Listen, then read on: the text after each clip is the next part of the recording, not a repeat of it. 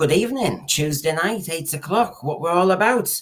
This man here, and of course, another man I've got on my panel coming on who's written about this man. So forget your questions and concerns about season 2 writers and the quality of the scripts. Let's go back in time when TV writers were learning their craft on various programs in an exciting 60s and 70s television playground. Michael Herbert, who has appeared on our show quite a few times, has written a biography of Malcolm Hulke, one of those TV writers who learned their craft during this time, and his biography is out now to buy, called Things Are Not Always What They Seem, The Writing and Politics of Malcolm Hulke.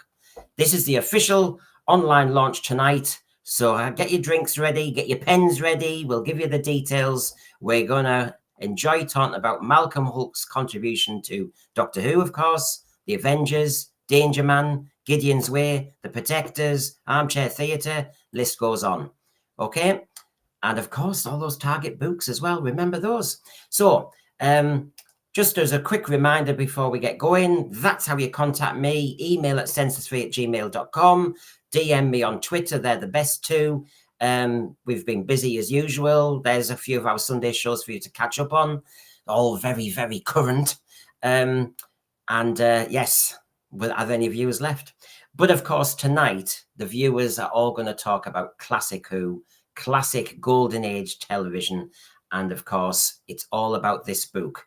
Things Are Not Always What They Seem, and it can be ordered now. But we'll get the man on himself who's written this. Hello, Michael. Hi, Brendan. Thanks for inviting me on. Delighted to be here with our friends and colleagues. Well, this is it. It's a big 400-page plus tome on Malcolm Hulke, his politics, his writing, his contribution to TV. You can get it now on Lulu, can't you, for $21.99? Certainly can. Good fun, good fun. And we've got Jeremy as well to actually kind of reminisce and ask, and what's he got now? Let me see, look, what's he got? Oh, right, yeah. There you go. This is the second print of this one, this 1976 one. Gosh. And he did. I mean, we will talk about that tonight, won't we, Michael? His contribution to help other writers. Yeah, I think it's a very important part of Mac's story, really. That, as a writer, he helped promote writing as a craft and encourage people to go into it. And as Jeremy's just shown us, write a very definitive guidebook on how to write for television. Yeah, definitely. So I'll come to the thread at various points, but I'll just get us going talking about what some aspects that we discovered that are in the book about Malcolm Hulke, the man, the writer, the politics, the stories. There's some that we know pretty well from Doctor Who, of course. But what I was going to actually just ask about you both was, people are very alert to being preached at and clunky political messaging foisted on a weak excuse of a plot. And when some of us go down that path of criticism, often those who push back refer to a Malcolm Hulke Doctor Who script or story, or say Malcolm Hulke was very political and it was allowed in the early 70s. What's the reality, Michael? Well, he was political in the sense he had been a member of the Communist Party in the 1940s and 1950s and sometime into the 1960s. Not quite sure when he left. But I think they were very much broad brush politics. That quote from Gene Tate you've just put up there when he wrote out a letter. As he says, my buddies were capitalists, but no one noticed. So it wasn't preaching, it wasn't agitprop. There were sort of generic, sort of broad brush sort of messages there, but they weren't sort of dogmatic, and they weren't agitprop. Not that they're very much in line with what most people kind of thought anyway, that you needed to regard other people, if they were either other races or a bunch of reptiles, you needed to treat them properly. Yeah, I mean, and I'm sure the thread will liven us up about some of the politics that they are aware of when it comes to this era, when it comes to Malcolm Hulke. It wasn't asking people to take a position on the Kronstadt Rebellion of 1921 or the Russian Soviet Union's new economic policy of the 1920s. That's far from it. Yeah. You also said that Mac gave Liz some very sharp feminist lines on the political agenda. He was early doors on that one. She had the line with the brigadier, didn't she? Have you ever heard of female emancipation? I am a scientist, not an office boy. So yeah, there are feisty women characters. I think in his work, and obviously you find out with other writers, but certainly, the women do play quite good roles. I think within his work, and they play equal roles sometimes as well. So I think it's a very interesting writer whose work deserves to be better known, not just for Doctor Who, but also the other things that he wrote for, as you mentioned, that we'll have to discuss later, Pathfinders, the Avengers. Yeah. It contributed to a huge range of serials, much more than people remember, really, as well as his written work. Yeah. So, one man and his typewriter. So, Jeremy, before I go on to what got him going and his and his political snippets in some of our Doctor Who work, but if you were thinking of Malcolm Hulke and politics, where do you link with Doctor Who? Well, I first became aware of Malcolm Hulke when I was reading the 10th anniversary Radio Times special, and it had the name of the writers listed, and so you would look at the names and the stories together, and you think, yes, he wrote that story as well, and this story that was very good, etc. So I was becoming more aware of that. Yeah, but as a 8-year-old or 9-year-old, a lot of the politics stuff was going over my head because I wasn't into politics. I was into a science fiction adventure series. So it's only many years later when you actually read about the biography of the writer very briefly on the internet that you realise that obviously his leanings were more left wing as a writer. But as we'll look at later on, there was a lot of hype about this nonsense, really, and everybody was aware of it, the BBC, and it's overplayed and it's unfair because I think it undermines who Malcolm Hulke was. I mean, yes, when you're talking about the stories, the Sea Devils was my introduction to Malcolm Hulke because Sea Devils is so vivid to me, just as a story, and then reading the book, looking at the pictures in the book, and Malcolm Hulke was key. Now, on his political roots, which obviously fed into a bit of Doctor Who, Michael, it was interesting about the stories about Glen Helen. When he went up north. So he was, people may not know, but Mark was born in 1924. Never knew who his father was, and discovered later on that the man he thought was his father wasn't in fact his father.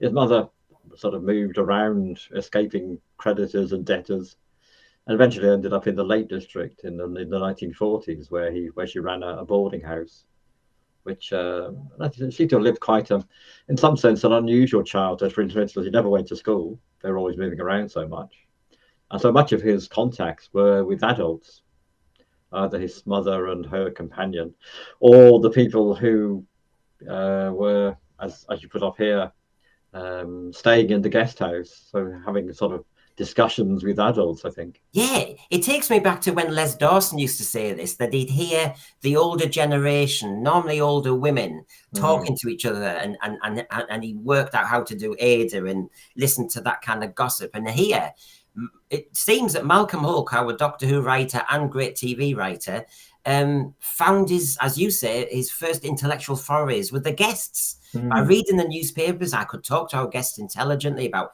Hitler, Mussolini, in such a way that they were convinced I was a very intelligent and educated young man of 16 or 17. I mean, that's the way to do it, isn't it? I mean, basically, that was his university, wasn't it? I think so, yes. So sort of, as I say, his mother was very suspicious of schooling anyway. I mean, she was quite conservative. Interestingly, maybe this is a reaction to his mother, I don't know, but his mother was quite conservative. Came from a sort of Methodist family, so that she was quite suspicious of anything to do with local authorities or council schools. So she kept him well away. But obviously, as an attempt to shape his politics, it didn't really work. It kind of reacted against it in some sense. Well, in all your research and in your book, you found evidence really that all this baloney that some people talk about politics in Doctor Who and all the rest of it. Well, the next clip I've got from your book is, of course, the discussion by Terence Dix that we never did commission a Doctor Who with a political message. But nonetheless, if you look at it, there is a streak of anti-authoritarianism in Mac's work. He doesn't trust the establishment. You could be pretty certain, said Barry Letts, that anything that he wrote would have an underlying political message, which we didn't mind because we like the stories to have a reason. There you go. What came first? chicken or the egg. It was the story. Very often he was given a brief, so about, as you mentioned, the Sea Devils, I think it was given a brief. They wanted something which involves the sea, and they wanted something that involves naval vessels. I think they'd been promised a lot of help with the Navy. So they give him a kind of broad brief, and he goes away and writes the story. So that's often how the stories evolve, really. So you're very much the writers are very much working collaboratively. Yeah. In the first version of the making of Doctor Who, which he co-wrote with Terence Dicks, but Malcolm wrote most of it. He talks about the evolution of the Sea Devil story, which takes about a year, from the first conversations through to the final recording. So these are collaborative processes, I think, in some sense, without wishing to reflect on current controversies. They seem to be much more of a kind of team effort in a sense. You've got the producer, you've got the story editor or script editor, and you've got the writer, and they're working together. There isn't a kind of North Korean style dear leader directing the story from above. Yeah. I mean, Jeremy, you see the list here. These are the ones that I mentioned, but the people who kick back. But which one here would you say best example to say, shut up, good story? If there's politics in there, it was good enough for Terence Dicks, it was good enough for Barry Letts, and story wins. I would say Invasion of the Dinosaurs. I don't get a political feeling from that. Probably Colony in Space a bit more. Yeah. And but Invasion of Dinosaurs is a very, very good story. Obviously let down by some of the special effects of the time, but it's a very satisfying story, and one that you would want to come back to and rewatch. Well, because I was into dinosaurs at that time, at that age. So, well, as Michael's got here, we've got the Ambassadors of Death, we've got Colony in Space, as you were just mentioning, the paranoia, the xenophobia, loads of stuff going on, the profiteering of the colonial miners. Classic. But another thing that I thought was fascinating that you found out, Michael, was his discussion about his approach to drama. Like I said, present Doctor Who, I sometimes wonder what the agenda is, but here, it's not a binary situation where the baddies are absolute. He said, you see, I think that in my stories, the baddies aren't really bad because they're doing what they think is right. I find it hard to imagine anyone as totally bad or totally inimical. And in fact, there's a great amount of, and he goes on. He even talks about a maggot that is just about to eat someone alive is not necessarily a bad maggot. He's just being maggoty. I mean, this is why we love Malcolm Hulke, because he could see all shades of politics. I think that's true. I mean, in the, as you probably remember, in the novel version of the one with the maggots. Green Death. Oh, the Green Death, yes. Yeah, Green Death, which he didn't write, but he did the novel version. He gives the maggots a kind of inner story almost. One of them wakes up and feels hungry and then falls off a table. So he's kind of giving you the point of view of the maggot, driven by hunger and a desire to feed. So that's a very unusual, I think, interesting sort of approach to writing. And he's very keen in his novels to not just reproduce the scripts, but to change things around, alter give sort of backstories to a lot of characters, which the TV version often doesn't give. So and the careful to try to craft television stories, but also craft novel stories as well. Yeah. Julie Coonan here. I was too young to notice the political message, just enjoyed the stories. Exactly. There was a story. I did notice it in the Avengers. Their baddie was usually a boss type figure, but that was from the reruns. Now, of course, we will go on to the Avengers tonight, don't you worry, because he co-wrote quite a few with Terence Dicks as well, didn't he? Yes, four out of the, I think it's 9 stories that he wrote for the Avengers in the sort of 63, 64 period. 4 of them were written with Terence, who was a lodger in his lodging house in Hampstead. That's how they met. Yeah, exactly. So Darko here says, I sadly don't believe it. I believe truly evil people do exist in the world. Trouble is, they're not very interesting to write about in a drama. What you need is motive. I mean, if you had an absolutely 100% evil person, I don't know, where's the shades? You want to see what motivates it. Shara's Jack, I loved as a Robert Holmes character because I could see what he was his motivation of revenge. I mean, we all talk about the invasion of the dinosaurs. That scientist who in the book was scarred when he was trying to save a kid in a fire and all. You know, he gives even the baddies a motive and a bit of humanity, actually. Yes, I think that's true for all of his Doctor Who stories except one, the Which War one? Games, where Yes, there's yes. no redeeming qualities for whoever the aliens are, and we never find out their names or the name of their planet, and they're just given titles, the war chief, the Yeah. security chief, the warlord, and they do not have any redeeming qualities, which I think is part of I suppose Malcolm's feelings about war itself. I think that Yeah. and, I mean, there were quite clearly he had that pacifism, doesn't he? That yeah. you've mentioned in his book. Yeah, oddly, even though he was in briefly in the sort of merchant navy, Yeah.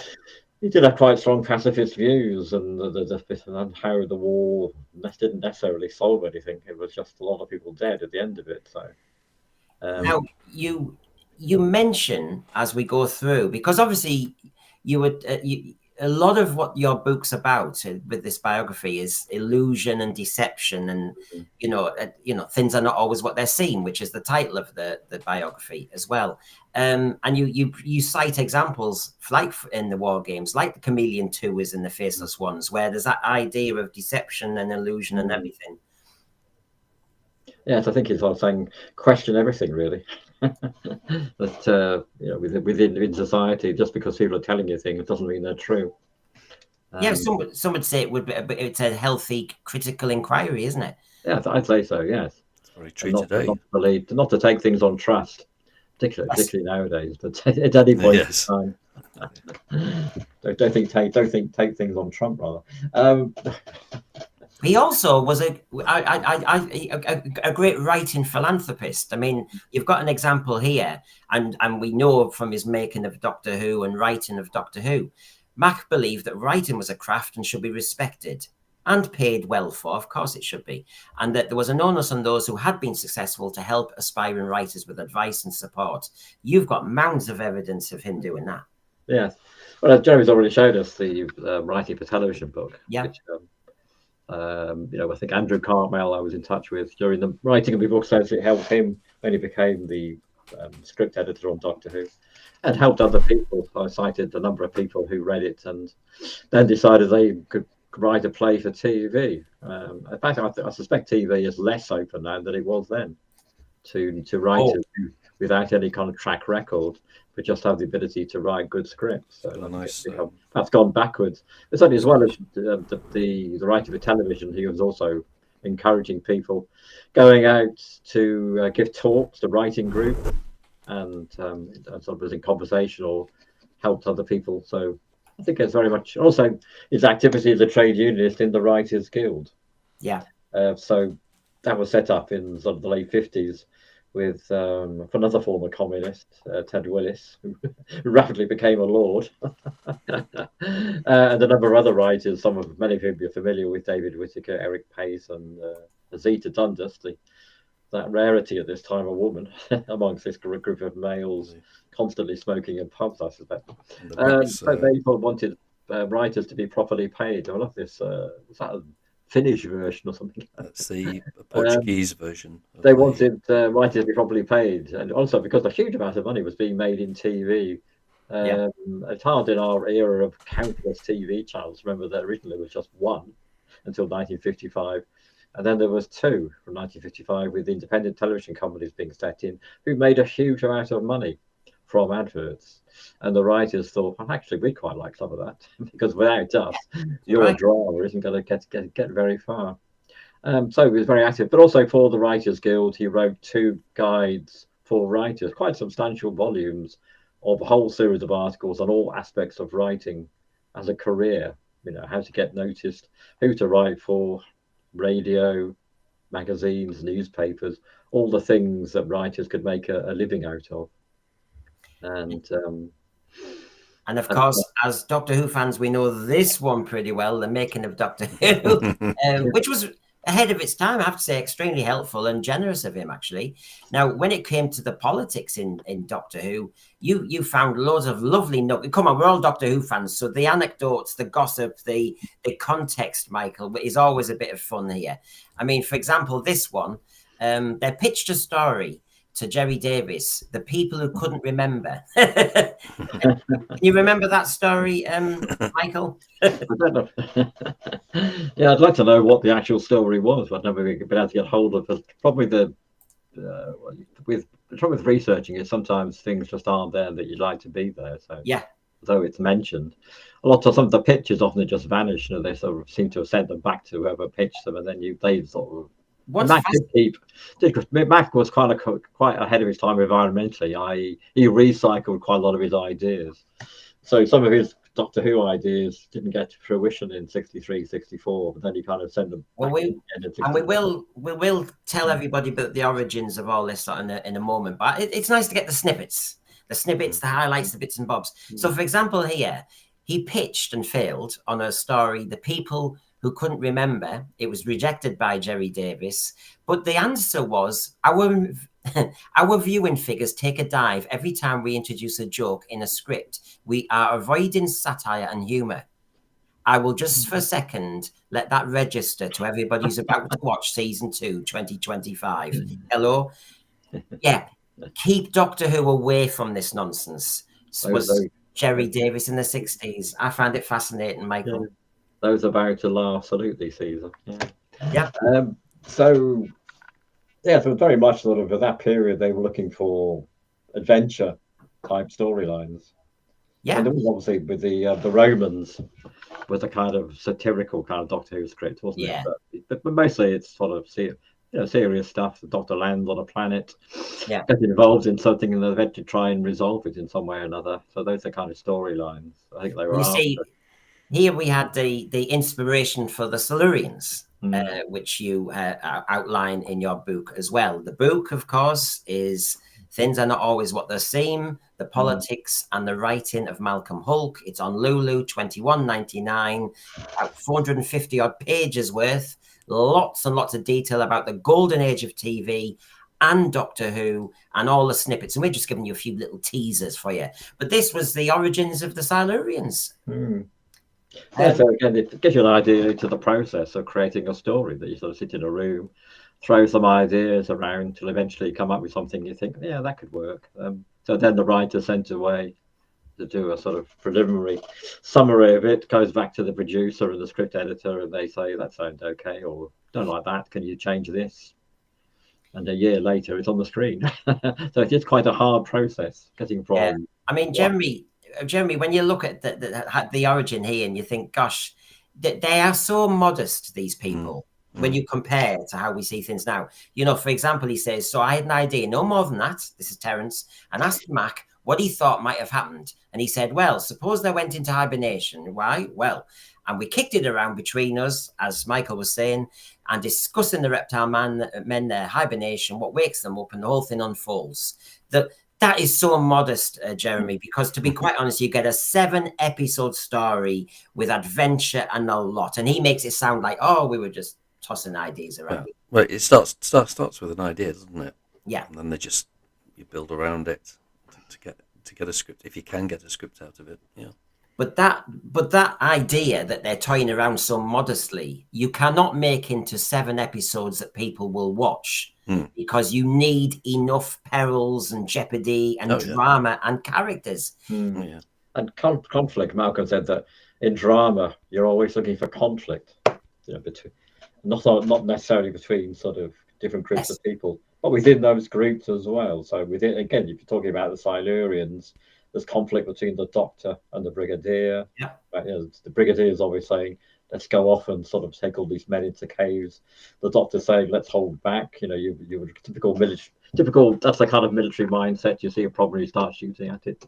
And also conflict within the Silurians themselves, between the elder Silurian and the younger Silurian. The younger Silurian wants to sort of kill all the humans, and the elder is more sort of acceptable about a peace deal, if possible. Yeah, So, wisdom versus impulsiveness. He also gives you a bit of the background to Frontier in Space, and again, you know, why was Frontier in Space written? And of course, he just basically says to you, we've had just a whole load of models of spaceships from Lou Grade's show that he had on ITV. We can paint them up different colors. Can you write a story which will use them? I mean, and this leads to Frontier, which was about a kind of Star Wars, and you've got two sides, blah, blah, blah, and away we go. I mean, And the Return of the Daleks. yeah. No, it just reminds me, I should have tried to find out what that show was that they got them from. But it's probably the researchers. There's always one more thing to find out, but eventually you have to stop. There is. I think it was wasn't it the Jerry? Sorry, it was the Jerry Anderson's production thing, wasn't it? Where they were closing up, so they were selling a load of the models and things. Well, just to give everybody a nice warm glow, as well as buying this book, which will give you a good warm glow of all the details behind it, let's remind ourselves of some of the contributions by Malcolm Hulke to TV.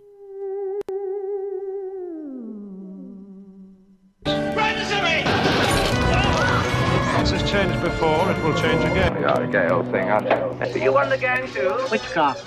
I know who you are.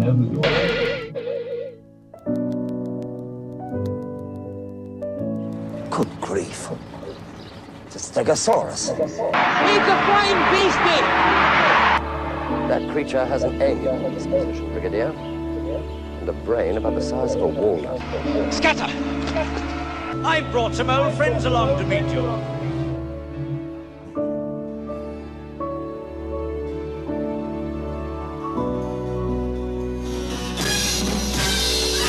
Without him, the whole place would blow up.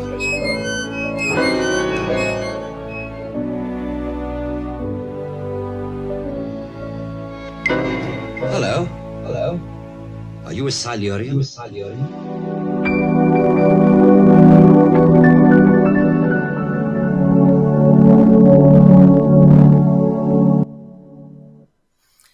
There we go. Just a snippet, just to get. Do you feel a lot better knowing that? I mean, he wrote some great dialogue. He wrote some great stories.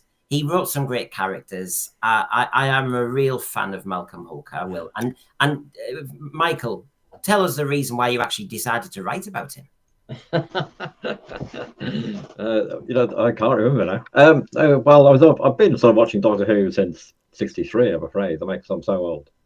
So I can remember the first episode and the ones that followed. Actually, I have to say, I've watched Marco Polo and other ones that you will never see. But setting that aside, so I was always a big fan. But obviously, as a child, you don't really notice much about it. You don't really sort of follow who the writers are or the producers. You kind of follow the storylines and the characters, and the actors become very familiar to you. But so it became quite political in the late 70s. I became interested in exploring, sort of writing about working class radical history, both the sort of all sorts of variety of politics really on the left, including the Communist Party. I did know people who were in it, in the 60s and 70s. So I happened to come across the fact that Malcolm Hulke had been a Communist Party member. So I had a look in the archive of the Working Class Movement Library in Salford, started by two communists and friends of mine, Ruth and Eddie Frau, and they had a copy of a pamphlet that Malcolm wrote for Unity Theatre. So Unity Theatre was set up in the 30s as a sort of socialist theatre group. Had quite a few hundred people involved, as volunteers working on all aspects of producing sort of political drama in the 50s. And he was a production manager.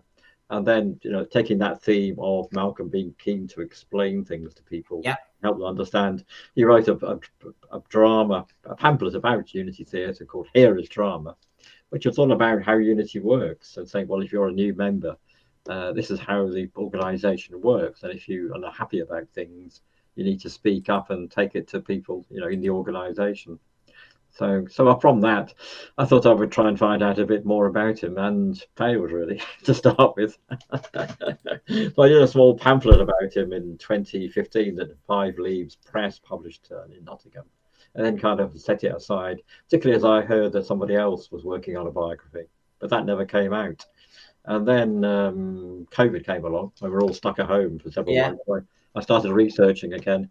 And because of the COVID restrictions, you weren't able to go to libraries or archives. So luckily, I found out that the National Archives had his MI5 file, which had been released into the National Archives and covered the period from about 48 up to 63. So they, in return for hard cash, sent it to me.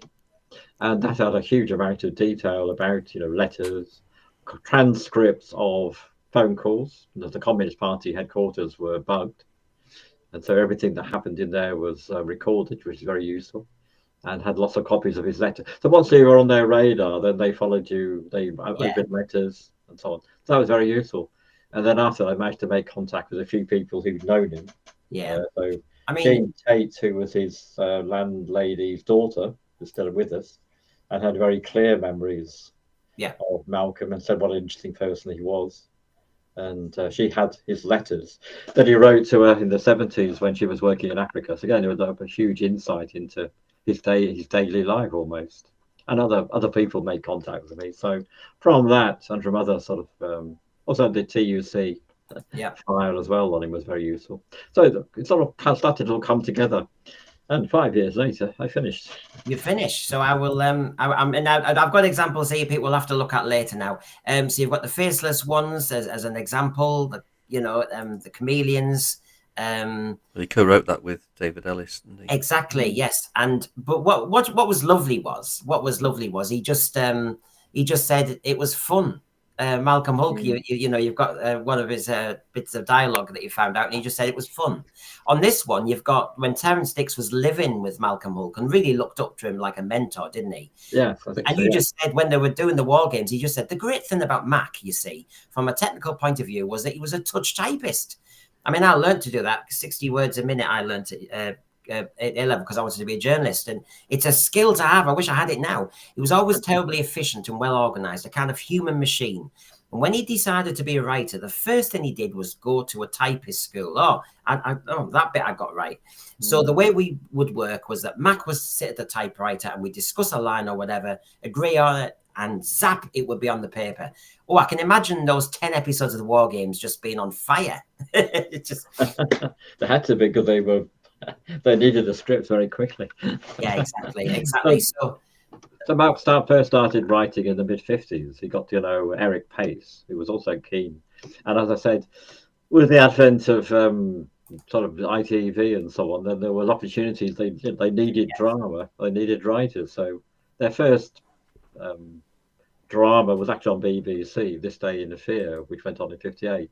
But after that, they were working for ITV and got to know... Well, Sidney Newman commissioned them to write for Armchair Theatre, and then they did Pathfinders in Space, which is very much a sort of, well, it's like a kind of prequel to Doctor Who. Not that they consciously wrote it in that way, but sort of the same idea of science fiction, but with a purpose. So educating young people about science, about space travel, and so on. So Pathfinders in Space is a really interesting series, which most of it has survived, luckily. Is that the one with Gerald Flood in? That's right, yes. Yeah, I think I've seen that. Yes, very good. As a journalist, and they sort of him and his sort of teenage children go off into the space to the moon and Venus and Mars, and George Coulouris is in it playing the bad guy, Harcourt Brown. He's very, very good at it, actually, George Coulouris. So, it's all shot in a studio in Birmingham in about on a Friday evening. You mentioned though that you said the figure of Harcourt Brown that created a complex character who was driven by an obsession about finding life on other planets, because you had Pathfinders in space, Mars, Venus, didn't you? Had a whole list of them here. You made a link with Colony in Space and Invasion of the Dinosaurs here. Yeah, so the sort of same things sometimes turn up in his, when you step back a bit and look at his writing as a whole and his work as a whole, then you can see there are certain sort of figures that sort of appear in different series, really. So Harcourt Brown is always quite a bad guy in some ways. He kidnaps them, forces them to go to Mars when they thought they were going to the moon. But also, when he's on Venus in the last of the Pathfinders, he sort of defends the Venusians, who are like cave people, essentially, and say, well, there's an American there. Yeah, the American's the bad guy. He's saying, well, we need to get sort of people here, and we need to start industry. And Harcourt Brown, after the color, saying, no, you'll ruin the planet. And he agrees to stay on Venus and to sort of defend the people there against the possibility of becoming just another colony. So again, sort of quite political messages in a broad way. That's George Coulouris. Yeah. Keys of Marinus. Yeah. Yes. Just read about an episode of Hancock. The very famous one, the last page. Yeah. Didn't he work with Orson Welles at one stage? That's right, yeah. He was in Citizen Kane. Oh, yeah, of course, Citizen Kane, yeah. One of the most important films of the 20th century. Absolutely, Well, one thing that was what was interesting, just before we move off Doctor Who completely to his other great work, is, you know, the stories that never quite made it. Now, of course, this little touch here was just lovely.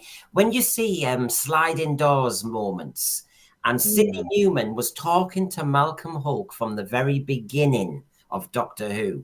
It was just, he was busy with Avengers, and as he joked here, I'm busy writing for the Avengers, saving Honor Blackman from fates worse than death. So of course he wasn't available for the beginning of Doctor Who, but he was always on their radar, wasn't he, Michael? Yes. So again, it's about contacts, really. I think about, got to know Sidney Newman through his work on Armchair Theatre and Pathfinders in space. So when Newman moves to the BBC, become head of drama in '63. Clearly, he's aware of Malcolm and other writers, and so he's saying to David Whittaker, I think it is, or Donny Wilson rather, to contact Malcolm and sort of invite him to write for this new series. So what you're looking for is reliable writers, which is something that I was fortunate enough to speak to Richard Bates, who was the story editor on the Avengers in '63, '64. He's still with us, still got very clear memories of that period and the insanity of the production process, which was on a 2-week sort of from script read through to filming. You just had 2 weeks to do it and then do the next one. But he said that eventually Richard boiled down his reliable writers to about half a dozen, including John Lucarotti, who I'm sure you're all familiar with, and Mac, and they understood how the Avengers in that period worked and what they wanted from them, and also were very reliable in terms of developing, bringing in the scripts on time, which is a virtue you can never overestimate. Delivering on time. But you can also see the respect here, which is he basically had 2 storylines, didn't he? Britain 408 and the Hidden Planet. Now, what I got here, and it was all obviously in your book and your information, the production team listen to this slide. Like I said, everybody, parallel universes. The production team of Verity Lambert envisaged that the Malcolm Hulke script, The Hidden Planet, would follow Marco Polo in the first season. But when Mac delivered his scripts in February '64, Whittaker was unhappy with them, telling his agent that they were unacceptable and would have to be abandoned unless Mac completely rewrote them. That must be killer. But the way they talk to each other, that some of the kind of correspondence you found, Michael, is so respectful. Sorry having to make you juggle around. What about the Roman one? And that, I mean, you can see this to and fro, and they really did want him in the series. I think we're lucky that in this period, everything in the BBC was done by memo and letter. Yeah. Which and also have been helped out. Some of the correspondence was passed on to me by Simon Garrier, who I recommend his work on David Whittaker, by the way. So we shared some correspondence, but luckily everything was on paper. So unfortunately the scripts themselves for the Roman one and the other one aren't there. So it feels like they were sent back, and then unfortunately all of Malcolm's paperwork disappeared when he died. But we're lucky that nobody keeps their emails nowadays, do they? Apart from No. But we get nuggets. I have to say, I mean, let's the man Malcolm Hulke. There's his wife. That's Jean, isn't it? I think it's his friend, Jean Tate. Jean Tate. Yeah. Oh, she's the one. Yes. That's them at Film Festival in Yugoslavia. Yeah. And I think that's at his nephew's wedding. So he was quite in close contact with some of his family members. And that's him outside his chalet at an Aegis colony near St Albans, obviously wearing clothes. Oh, Mrs. But the thing, look, I mean, the book is fascinating everybody. Things are not always what they seem. The politics and the writing of Malcolm Hulke, but order it from Lulu, $21.99. But, and I don't know if you teed this up for me partly, but to be honest, this is fascinating. He wrote to his brother in 1941 about basically his progressive views about gays. And I have to say, I will just say this for a moment. While certain showrunners get all pious and virtuous about how they're saving the world, quietly, and I think this is what I really like about the old days and people then, he quietly just had the right vibe.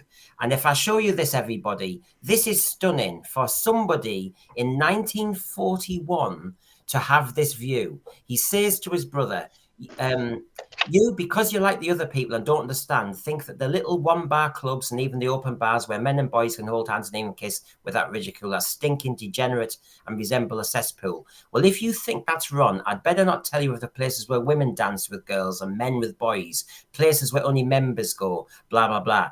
You know, Teddy, my dear, understanding at times, brother, these people who frequent these places aren't really bad. If they could only come out into the sunshine, as it were, and declare their love for some particular person of their own sex, then all of the Leicester Square degeneration would cease. There are thousands of couples in London who, if they could, would become legally married and respectable, but they can't. And he goes on, and I have to say, I will applaud him. In 1941, for him to publicly say that to another family member, well done you, mate. Yeah, it's really fascinating, and I'm desperate to know more about how he ended up, becoming familiar with this scene. Was he drawn towards? I mean, as far as I know, he wasn't gay, and he had occasional girlfriends. They never seemed to last long. But whether he was kind of drawn to the sort of some of the freedom or the unconventionality, he had a very unconventional upbringing, so maybe he didn't sort of absorb the fairly, traditional views of gays and lesbians that were common at that time, very common. Unless he could have been bisexual, perhaps. Yeah, so maybe, I don't know. But you'd love to know more. But again, lots of research, when the person you want to speak to most is no longer around, then unfortunately you just have to sort of take what you've got in terms of evidence and think, well, this is really interesting. I would say, if you read, about Quentin Crisp, and that some of those places probably were places that Quentin Crisp went to in that period. Yeah, there was quite a sort of, lively, particularly the Americans turned up, lively gay scene in London. But the thing is, I have to give credit to people who don't have to say stuff like this. RTD, etc., will think they're on the top of the pile saying stuff. Malcolm Hulke, I have to say, I've said this a few times tonight, modest, just gets on with it, just saying the right stuff. And so I think it's well worth just saying, he was a decent bloke. His heart was in the right place. And there's just one example. The other, getting to know the bloke himself, I found this funny. You showed me this ages ago, but, he was in Australia, wasn't he? God, before I was born, he was in Australia doing a series. There's the postcard, everybody. God, in those days, so different. But he was making a series that was a kind of, they were trying to do another Skippy, weren't they? Essentially, yes. Yeah, this is again the frustrations of research that it sounds really interesting. And he gave some fairly unvarnished views about Australian TV. How he got the gig of going to create this series, I don't know. Whether it's obviously through some sort of contacts or people who'd known about, whether it was through the Writers Guild, which had an international section. So maybe someone was familiar with his work and invited him over. So he did spend 3 or 4 months writing and creating this series as story editor, and he wrote a number of the episodes. None of which I could find in archives anywhere, which is again frustrating. So one of his watching from Australia and knows how to get hold of them. I couldn't get hold of any of the actors. This young man here was about 50, quite young, 17 or 18 maybe, when he was in this series in sort of 68. But I asked around Australia, sort of acting scene and others, and they said, well, we just don't know where he is. He kind of disappeared. Yeah, they brought him over to England to promote the series, and it was filmed in Trafalgar Square rather tediously with a boomerang, a bit of a cliche. But that's again the frustrations of research. That's the very time. Interesting sort of series filmed in colour, so they did spend quite a lot of money on it. Well, before I come to Michael for the next segment, Jeremy, what are your memories of the Avengers? I've watched all of the Avengers from 64 onwards, and all the black and white ones that were on videotape from, was it 1960? Yes. Yeah. The first one's Hot Snow, I think. Yeah, I've watched what was available at the time Hmm. of the early ones, and I thought they were very good. Well, see, this is I mean, we are a Doctor Who channel, but we do talking TV, we do politics. But I know this is our talking TV one. So we're widening our brief now properly, because obviously he's more than just Doctor Who, of course. And his contributions to the Avengers. You've got an example. They kind of started, it's like an example of how TV evolved and changed very quickly. So originally there was a series called Police Surgeon with Ian Hendry, which lasted about one series, and then they sort of stopped it. But they wanted to keep Ian Hendry on as a Doctor character, so they then created the Avengers with Patrick Macnee as a kind of sidekick originally. Ian Hendry does one series and then moves on, and then Patrick Macnee becomes the main character, and then they bring in female companions. And I think it's with the advent of Kathy Gale, Honor Blackman, that really kind of changes, really a sort of step change in how women companions are used in TV series, because she isn't sort of wilting flower. She's a very strong character, independent, and very agile with judo and the use of weapons. And when she puts her leather suit on, it's time to get worried because someone's going to be thrown across the ring. Yeah. Ian Hendry didn't stay too long because I don't think he liked the scripts. Well, you've got here, you said Matt Coe wrote of his 9 episodes he did for Avengers, that's Malcolm Hulke. 4 of them were with Terrance Dicks, as they were sharing a lodging house. I was paying £5 a week for these rooms, and one day, said Terrance, I went in and saw this small bald-headed man painting the staircase. I thought he was the handyman or something. I later learned he was the co-owner of the house, and he'd bought the house in order to let it out. On discovering that he was an aspiring writer, Mac asked Terrance to work with him. I mean, that's decent of him. And the rest is history, as they say. Yeah, so there you can see Richard Mates on the front, who's, I say, still with us, Mac. And then Brian Clemens, again, another key figure in British television. Richard says that Brian would have 20 ideas a day about what they wanted and what they needed to do and what he wanted to write. So again, very interesting. Didn't he do the Likely Lads and stuff as well? He did a huge amount of television, not just the Avengers, but many other series as well. So very creative. Again, not with us, sadly. So that's them sitting on a coffin from probably the I think it's probably the last the Avengers, because most of them were written in the black and white era that Jeremy mentioned, with Kathy Gale, and Mauritius Penny, which is about a sort of attempted fascist coup under the masquerading of stamp dealers. Intercrime is basically a kind of multinational crime agency. And that actor was in The Green Death as well. Yeah. Yes. Yeah. Yes. Well, Jeremy Willis is in everything. Yeah. It's just a mate can't watch anything without. Concerto is the one I mentioned where Steed and Gale team up with Zelenko to defend the Russian pianist. It's again turning the kind of conventions on their head. And they've all been released on DVD, by the way, so people haven't seen them. They really need to start watching. And set aside the fact that they're black and white. But they were, as I said, they were made in 2 weeks. Richard Bates explained the process of how they sort of started on a Saturday with the scripts, did the sort of read around, and then there was the rehearsals. Then they moved on to cam rehearsals, and after 2 weeks on a Friday night, everyone was meant to be perfect in terms of where they were going, where the cameras were going to go, using 4 cameras. Did it? They spent about an hour filming it.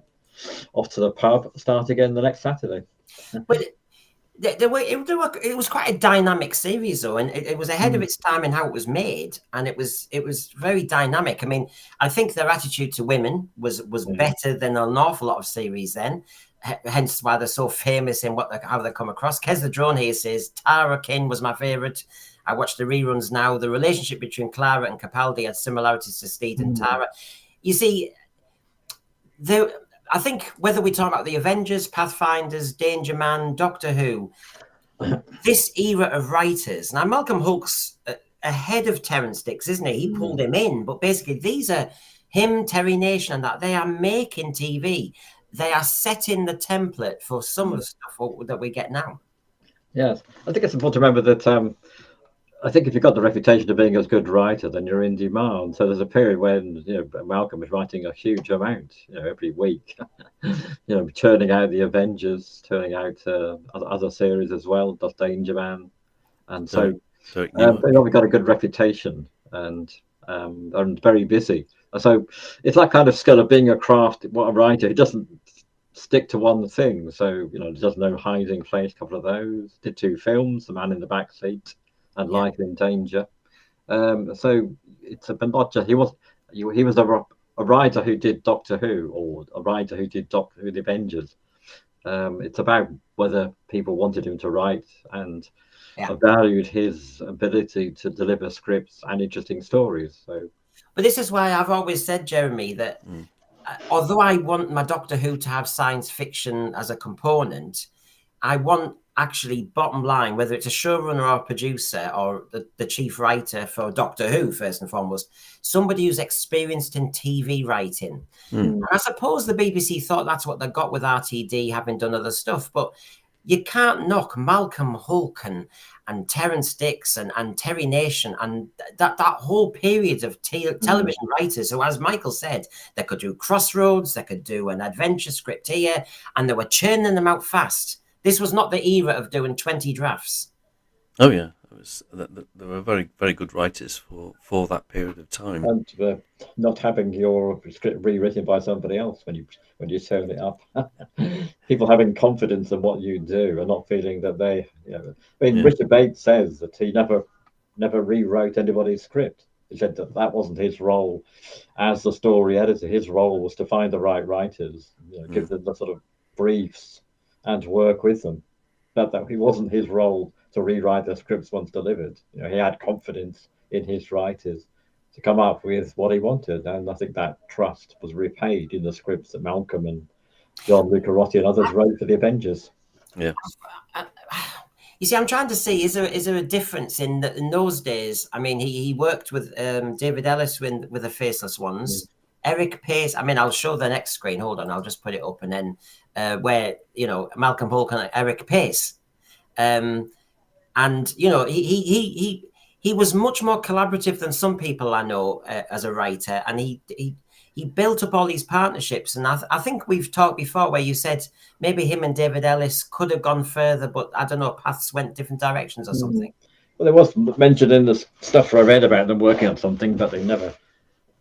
If they wrote something, it was never produced. They did work sort of separately. But often, writing is a lonely trade. It's just you and a typewriter in a room. So, the ability to work with somebody else, something to be valued. I think if you can get on with them. I mean, some people obviously there are famous writing partnerships, mostly on comedy, which is interesting. This is unusual in the sense you've got a writing partnership in serious drama. As opposed to sort of comedy, although I greatly respect the comedy writers. Yeah. But I think the ability to work with other people for a change is, to be valued. Going crazy. It just makes you wonder what ideas Malcolm brought to that script and what ideas Eric Pace brought to that script. Yeah, well, you will never know. There was something which I think it was... in an interview that Malcolm gave, he said the first thing you got to do when you're writing with somebody is to forget who came up with what. Yes, I read that today from one of your pages. Yes, and that's great respect. Yeah, I mean, we're lucky that although sadly he died before the kind of what you might say the sort of huge range of fandom of the Doctor Who arrived. So there's only one recorded interview with him that Gary Hopkins did a few weeks before he died.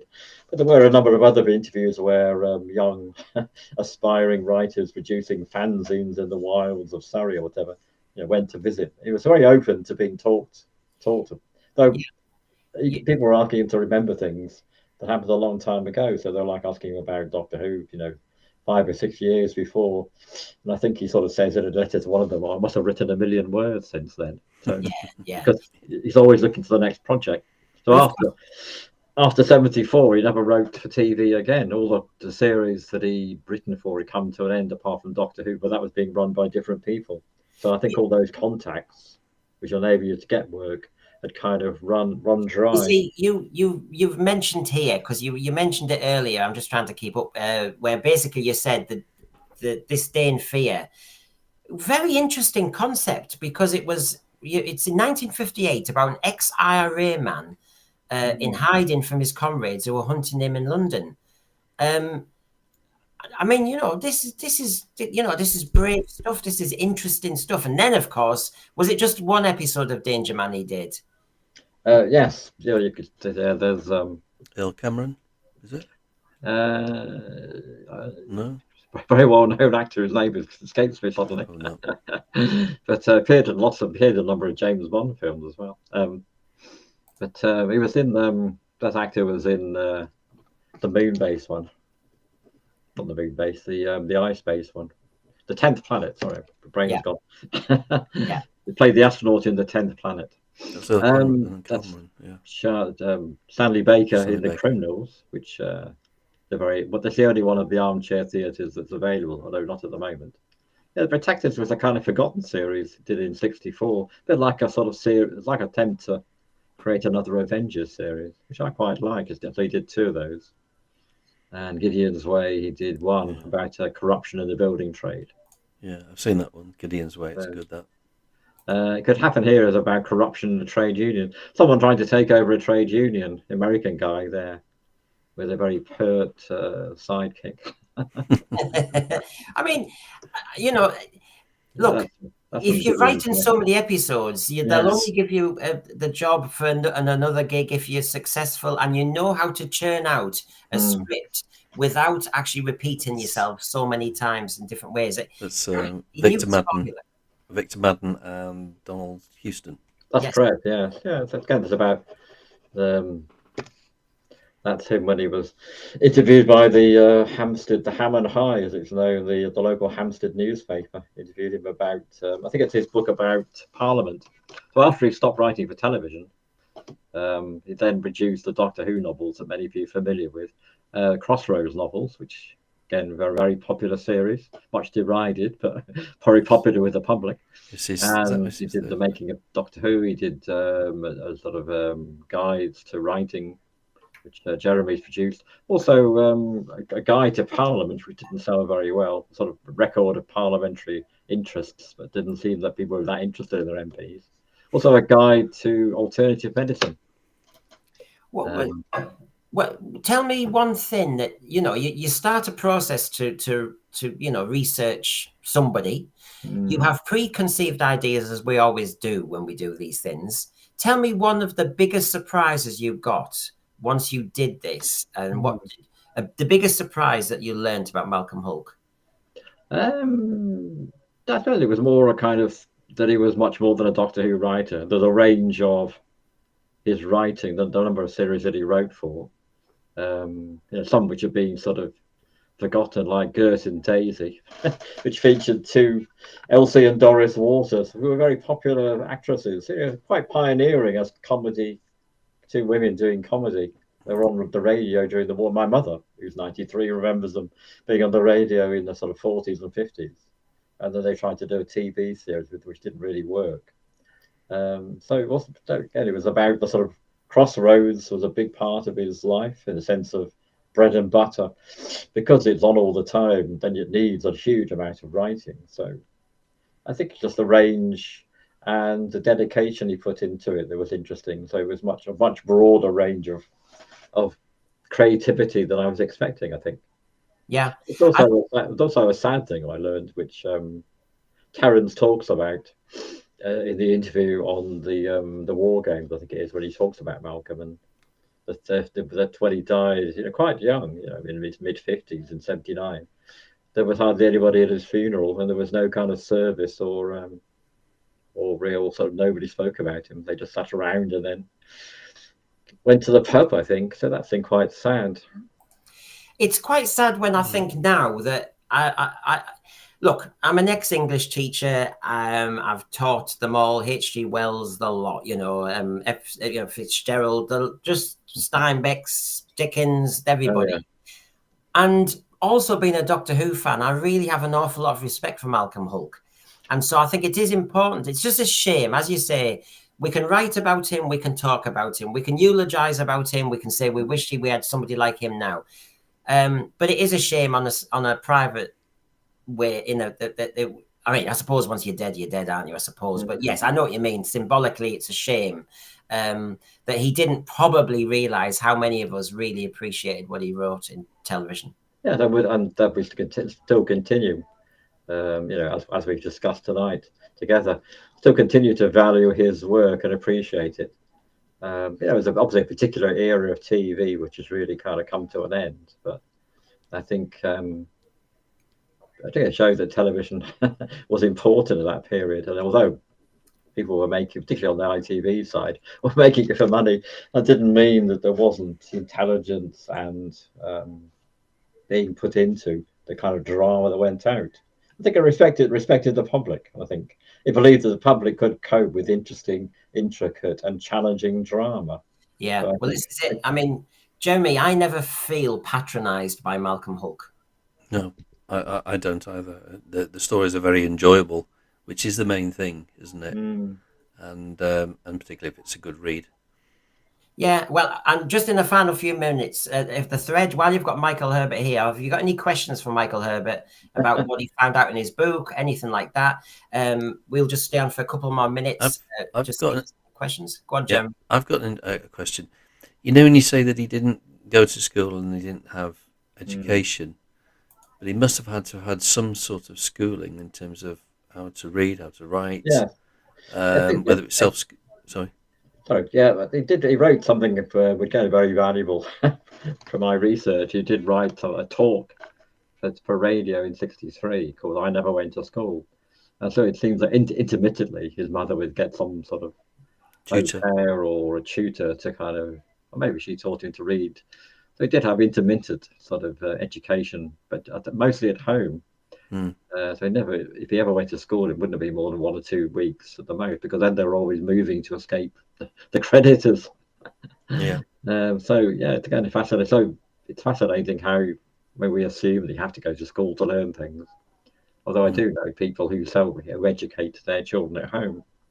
Yeah, look, we all know what education was for in the first place. It was to feed the factories, so that if you look in many bold terms, you can be taught by just being out there in life. And I think sometimes people big up schools and education in a silly way. And I'm a teacher, remember, but it is nonsense, because we know there's so many writers and people in the past who didn't really have an education or had a broken education, and yet they were bright as a button. Yeah. And actually, as you also know, schools can actually try and get rid of the originality. They can kill your interest in something. When I was at school from about 1960 to 73, and I'd be hard put to actually tell you what I could remember from that. Right. Well, let me just. David Harding missed the start of the show. He's in Toronto. What's the title of Michael's book? So I'll put it up again. Of course, it's here. Yeah. It's called "Things Are Not Always What They Seem: The Writing and Politics of Malcolm Hulke." You can find it on Lulu, $21.99, and it's a big tome, and it covers everything, the whole lot. You will learn so much about Malcolm Hulke. So hopefully, just a good one as well. That would complement Michael's book as well. Yes, definitely. Yeah, so it's a quote from I'm sure people know, but the quote from the Faceless Ones, when the second Doctor says to Jamie that things are not always what they seem. Chameleon tours are not always not what they seem. So when I saw that, I thought that sounds like a really good title. Yeah. Well, Stephen Braddock's got a question for you here. Did Malcolm Hulke ever want to write a third Silurian story when they're teamed up with the Sea Devils? Not as far as I know. No, I know not that I'm aware of anyway. From unless I want to come across anything else in the archives. Yeah, that's because It seems like I think the BBC with the Return of the Doctor Who was always looking for a replacement for the Daleks in some ways. They sort of in the 60s they had the war machines, but they only appeared once. And then you had the mechanoids, which only appeared once. Those annoying quarks, which only appeared once. Yes. I don't like those. The Farsight asks, could I ask, did you ever come across any information about him visiting Dalradia Grammar School? Oh, right. Not surprised, I know, but his brother worked there. So his brother, Ted Gordon, was the head teacher there. And so they sent me a book, which I got off in my Malcolm Hulke file about the school. That was that letter that we discussed earlier, the one about gays and lesbians. That was something he wrote to Ted. So I think Ted was quite conservative. Well, or rather had the mainstream views. Had the mainstream view, I would have thought, is the argument. Yeah. And here we've got from Brian the Zero Room in Canada. Did Malcolm ever express dissatisfaction with any of his work? I think not that I come across in the writing. No, I think it feels like it was quite irritated when he did one of his novels. I forget which one now. He sent to the publisher, and some sub editor went through it and changed a lot of it, which he got really angry about, and sort of said, "Well, I got to go now back and read, correct it all because they made a mess of it." But generally, it seems like he sort of did a script, then you move on. I mean, in some sense, when he did the novels, he got the opportunity then to revisit the script he did for Doctor Who, and not necessarily from the viewpoint of thinking they hadn't been good, but like saying, well, this is a novel, and that's different from a television script. So it also gives you the opportunity to create what he called well-rounded stories. So here's a character that you only see briefly in the TV. What I can do in the novel is give you a bit more detail about them and create, like at the beginning of the dinosaurs one, where there's a guy from Scotland who comes down, Sugar McPherson, who doesn't appear in the TV version, and he's kind of left behind by his mates and wakes up in a London which is now being run by dinosaurs, and it doesn't end well for him. I never, funny enough, I never used to like the embellishment though on the novels. Because I thought it's veering away from the actual TV screening of it, but probably I'm wrong. I don't know other people. It is one of those, because I am a purist, and I know what you mean, Jeremy. But I have to say, I also did, as a kid, enjoy the Target books by Malcolm Hulke more than, let's be honest, Terence Dix looked up to his mentor, Malcolm Hulke. I wish he learnt a bit more about doing Target books with that flesh, because it's right. The Silurian, that young Silurian on the heath at the beginning, there's lots of little touches and embellishments. I know what you mean, Jeremy. Sometimes you're going, that wasn't in this episode, or I'm not happy about this. But then as a book, he's actually said, right, okay, the budget was not there. The time maybe wasn't there. It was edited out. I'm putting it back in because I'm telling a story in prose. And good for him, because he's respecting the reader. Something he did say to somebody in interviews was, you got to remember that, without repeats, without videos and DVDs, and then you were producing a book about something that people might have seen 5 or 6 years earlier and have little knowledge of. And so he said, well, you can't assume that people will remember what was in the television program. So his job was to write a complete novel, which would give you, a bit of explain about who the Doctor is, what the TARDIS is, who the companions are, and what's going on. So that was his role as the writer. In those novels, it was to give you a story you could understand, well-rounded and complete. But in Colony in Space, he makes Jo into the companion that's just come into the situation. That's right, yeah. Rather than, she's had adventures with the Doctor before, so it's a bit. That's right, Jeremy. And in the Silurians, the relationship between Liz and the Doctor is much more fractious than it is in the TV version. She's constantly infuriated by his fairly patrician, fairly condescending attitude towards her. So he decided to sort of, creating tension between characters. Well, you see, this is it. And there's a few people in the thread who are picking up on this sort of thing. And I think, Jeremy, it's true, isn't it? As a kid, you can just want the script.